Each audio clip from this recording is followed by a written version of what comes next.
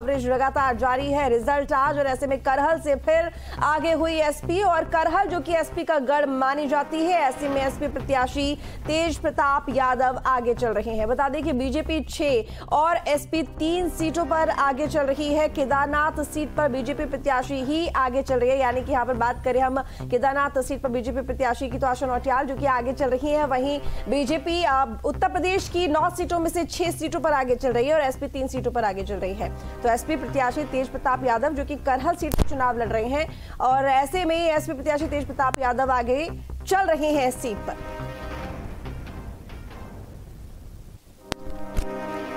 आगे बढ़ेंगे अगली बड़ी खबर। महाराष्ट्र में 206 सीटों के रुझान और महाराष्ट्र रुझानों में महायुति आगे चल रही है। महाराष्ट्र में एनडीए 110 सीटों पर आगे चल रही है। महाराष्ट्र में एमवीए 96 सीटों पर आगे चल रही है। ये बड़ी जानकारी आपको दे रही है। महाराष्ट्र के रुझान क्या कह रहे हैं उसकी तस्वीर आपको दिखा रहे हैं। 206 सीटों की अगर बात करें रुझानों की तो रुझानों में फिलहाल महायुति आगे है और वहीं एनडीए 110 सीटों पर आगे चल रही है और एमवीए की बात करें तो 96 सीटों पर आगे चल रही है। ये बड़ी जानकारी बता दें महाराष्ट्र के परिणामों को लेकर 206 सीटों के रुझानों की बात हम कर रहे हैं और ऐसे में फिलहाल महायुति आगे चल रही है। बता दें कि 2 फाड़ होने के बाद चाहे यहाँ पर एनसीपी की बात करें या फिर बात करें शिवसेना की तो उसके बाद का ये परिणाम।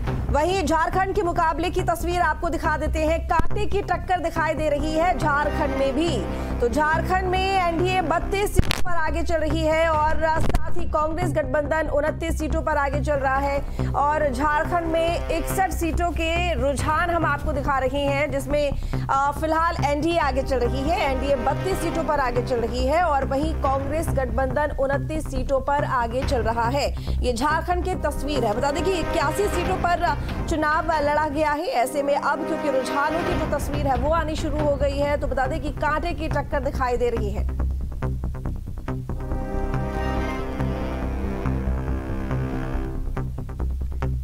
तो चलिए इसी बीच सीधा रुख करेंगे अब हमारे संवाददाताओं की तरफ। अगर बात करें हम यहाँ पर सीसामऊ की तो वहां से श्याम तिवारी हमारे साथ में जुड़े हुए हैं और खैर से हमारे साथ में धीरेन्द्र जुड़े हुए हैं। अब श्याम, क्योंकि देखिए सीसामऊ एक ऐसी सीट है जहां पर कई सालों से सोलंकी परिवार जीतता हुआ आ रहा है। फिलहाल रुझान क्या कह रहे हैं? क्या समझ में आता है कि यहाँ पर अब बीजेपी को मौका मिल सकता है फिलहाल रुझानों के हिसाब से?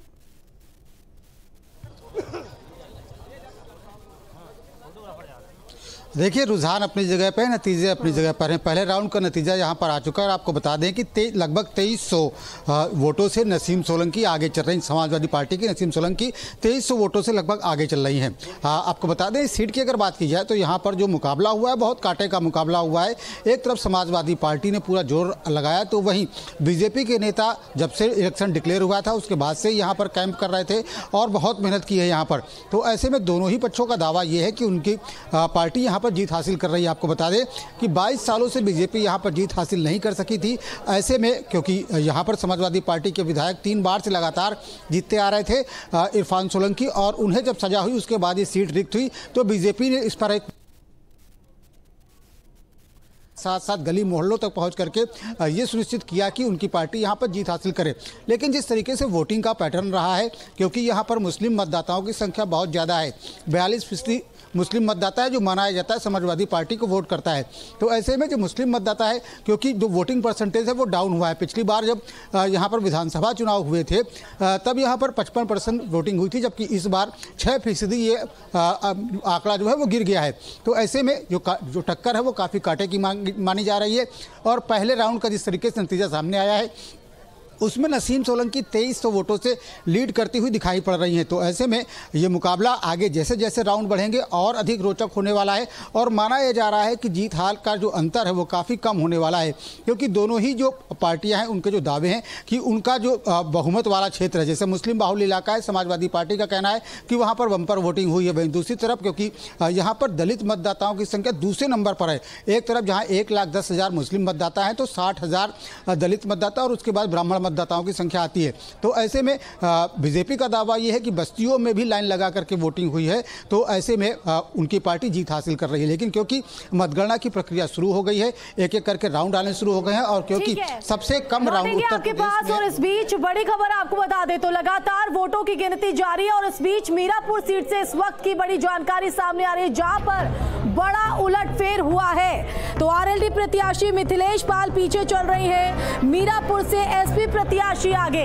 तो देखिए जैसे जैसे वक्त बढ़ रहा है, जैसे जैसे वोटों की गिनती जारी है, वैसे वैसे तस्वीर कई सीटों पर बदलते हुए। पहले करहल सीट की अगर बात करें तो वहां पर समाजवादी पार्टी आगे चल रही थी, लेकिन उस सीट पर उलटफेर हुआ और बीजेपी आगे बढ़त बनाते हुए, और अब मीरापुर सीट पर भी बड़ा उलटफेर देखने को मिल रहा है। तो आरएलडी प्रत्याशी मिथिलेश पाल यहां से पीछे चल रही है। तो इस वक्त की बड़ी जानकारी आपको बता रहे, तो सुबह 8 बजे से 9 विधानसभा सीटों को लेकर लगातार मतगणना यहां पर की जा रही है। मीरापुर सीट से एसपी प्रत्याशी आगे चल रहे हैं। तो न्यूज स्टेट पर लगातार मेगा कवरेज जारी और सबसे पहले आपको हर एक बड़ी जानकारी से आज की मतगणना को लेकर दे रहे हैं आरएलडी प्रत्याशी मिथिलेश पाल पीछे।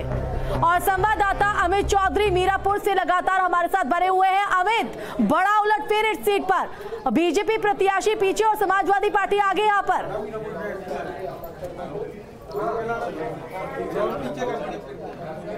बिल्कुल, देखिए बीजेपी और आरएलडी प्रत्याशी मिथिलेश से बात हुई थी हमारी अभी कुछ देर पहले, जैसे ही वो यहाँ पर पहुंची 8 बजे से पहले, तो वो अपनी जीत का दावा करते हुए नजर आ रही थी और उन्होंने साफ तौर पर कहा था कि 20,000 से ज़्यादा वोटों से वो जीत दर्ज करेंगी। लेकिन बैलेट पेपर की जो गिनती है वो 8 बजे शुरू हुई है। अभी पहला जो रुझान है कुछ ही देर में सामने आएगा, लेकिन जो जानकारी मिल रही है उस जानकारी के मुताबिक मिथिलेश पीछे चल रही है, जबकि समाजवादी पार्टी की जो प्रत्याशी हैं वो बैलेट पेपर पे आगे चल रही हैं। हालांकि कुछ देर बाद जो 2 राउंड हैं उनकी गिनती का आंकड़ा अभी जारी किया जाएगा। मैं तस्वीरें आपको दिखाऊं जहां पर गिनती चल रही है। ये मंडी है, गुड़ मंडी मुजफ्फरनगर की, और यहाँ तमाम जो पुलिस बल है उसको तैनात किया गया है। एसएसपी यहाँ पर मौके पर मौजूद हैं, तमाम अधिकारी हैं और किसी भी तरीके की गड़बड़ी ना हो उसको लेकर पूरे इंतजाम किए गए हैं। और जैसे ही 8 बजे थे गिनती समय से शुरू हो गई, सीसीटीवी कैमरे यहाँ पर लगाए गए हैं। और जो टक्कर है इस सीट की अगर मानी जाए तो समाजवादी पार्टी और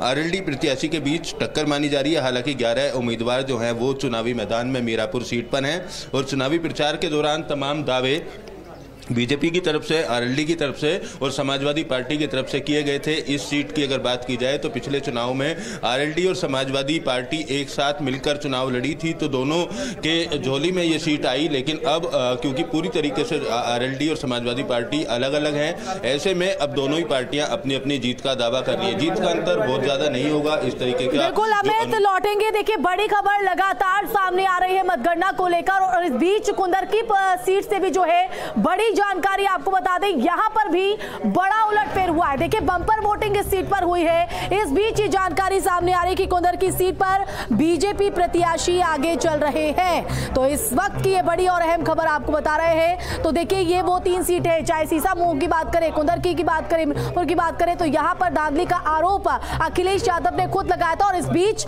अब कुंदरकी सीट से ये बड़ा उलटफेर की जानकारी सामने आ रही है। बीजेपी प्रत्याशी यहां पर आगे, कुंदरकी सीट पर यह बड़ा उलटफेर हुआ है। तो देखिए बंपर वोटिंग इस सीट पर यहां पर हुई है। मतदान के दौरान बढ़ चढ़कर जो है मतदाता अपने मत का इस्तेमाल करने यहां पर पहुंचे हैं। हालांकि अखिलेश यादव की तरफ से यहां पर धांधली का आरोप जरूर लगाया गया था, लेकिन अब